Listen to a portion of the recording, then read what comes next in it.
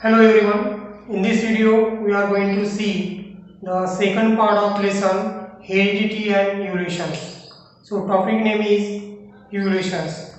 So in the simple word we can say that evolution means is it is the gradual changes occur in the living organism over a long duration or the long period of durations. Okay, that is mean the evolutions. हम simple word में evolution क्या है ये बता सकते हैं. So evolution is what? It is a gradual changes occur in the living organism. इसे कहते हैं evolution. सिंपल सा मीनिंग होता है evolution का जो है कि gradual changes occur in the living organism, but it changes take the very long periods. Okay, ये changes जो है इसको होने के लिए बहुत लंबा समय लगता है. Take the long durations. Okay, why take the long duration? Because the process of changes it is a very slow going process. ये चेंजेस होने की जो प्रोसेस है ये बहुत ही स्लो प्रोसेस है जिससे बहुत टाइम लगता है चेंजेस होने के लिए या इवोल्यूशन होने के लिए. ठीक है. सो इस इवोल्यूशन के थ्रू ऑर्गेनिज्म में डेवलपमेंट हो जाती है. ठीक है. So in which through which the development of organism is achieved. Okay, ये चेंजेस होने के कारण जो ऑर्गेनिज्म है जिसके अंदर ये चेंजेस हो रही है उसमें डेवलपमेंट होती है और इस डेवलपमेंट के कारण वो जो ऑर्गेनिज्म है वो चेंजिंग इन्वायरमेंट में क्या होता है सर्वाइव करने के लिए तैयार हो जाता है. Okay, it fit to survive in the changing nature और चेंजिंग इन्वायरमेंट्स. ओके, सो क्या इवोल्यूशन में सिर्फ लिविंग ऑर्गेनिज्म में होने वाले चेंजेस का स्टडी किया जाता है? इसका आंसर है नहीं. क्यों?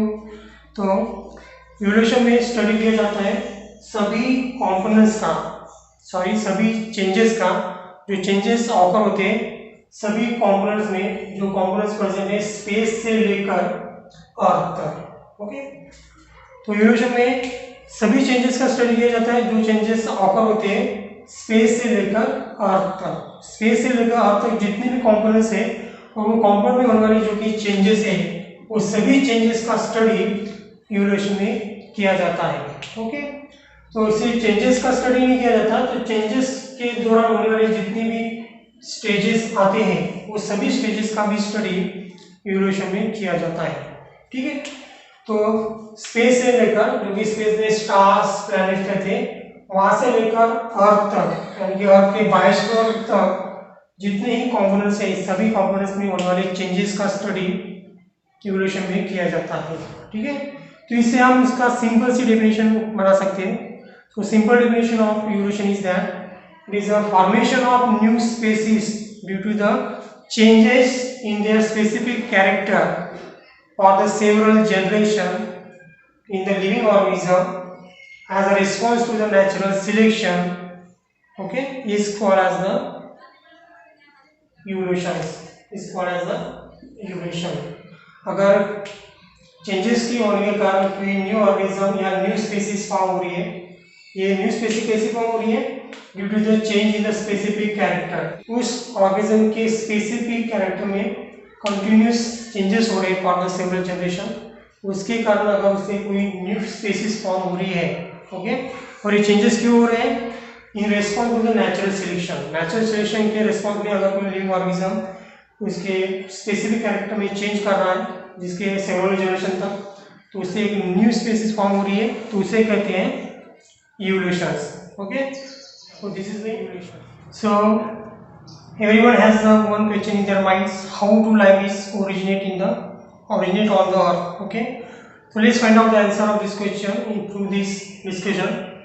So at the 3.5 billion year ago on the earth there is no life exist. Okay, life had been not existence on the earth. Okay, at the beginning there is a simple elements are present in the ocean of the earth.